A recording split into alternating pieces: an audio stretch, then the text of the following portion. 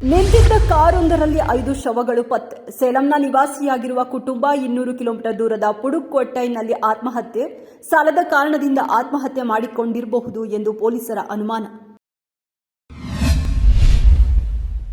CM Siddaramaiah ರಾಜೀನಾಮೆಗೆ ಆಗ್ರಹಿಸಿ ವಿಧಾನಸೌಧದಲ್ಲಿ ಹೈಡ್ರಾಮಾ.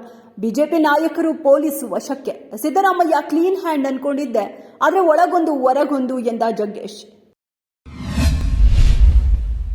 ಬೆಂಗಳೂರಿನಲ್ಲಿ ಹೆಗ್ಗಣಗಳಿರುವಷ್ಟು ಹಗರಣ ಸಿದ್ದರಾಮಯ್ಯ ಸರ್ಕಾರ ಮಾಡಿದೆ. ಇದೀಗ ಹೈಕೋರ್ಟ್ ತನ್ನ ಆದೇಶದಲ್ಲಿ ಸ್ಪಷ್ಟವಾಗಿ ಹಗರಣದ ಬಗ್ಗೆ ಉಲ್ಲೇಖ ಮಾಡಿದೆ.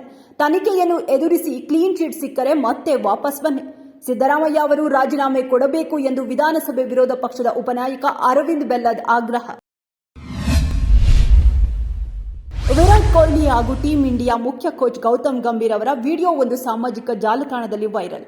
ವಿಡಿಯೋದಲ್ಲಿ ಇಬ್ಬರು ಪರಸ್ಪರ ಚುಂಬಿಸುತ್ತಿರುವುದು ಕಾಣಬಹುದಾಗಿದೆ. ಈ ವೈರಲ್ ವಿಡಿಯೋದ ಅಸಲಿಯತ್ತನ್ನು ಹುಡುಕಿ ಹೊರಟಾಗ ಸಿಕ್ಕಿದ್ದು ಅದೇ ಆರ್ಟಿಫಿಷಿಯಲ್ ಇಂಟೆಲಿಜೆನ್ಸ್.